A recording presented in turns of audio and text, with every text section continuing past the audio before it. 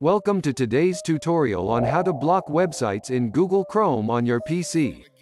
Whether you're looking to boost productivity, maintain a safe online environment, or simply eliminate distractions, we've got you covered.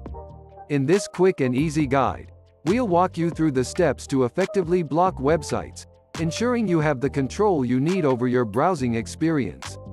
Let's dive in and take control of your online habits in just a few simple clicks.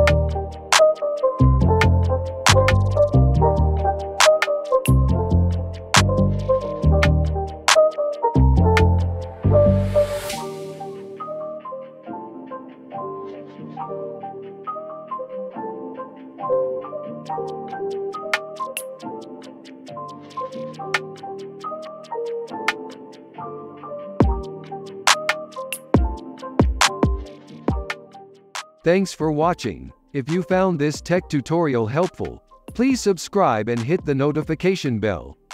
Got questions or suggestions? Leave a comment below, and we'll get back to you.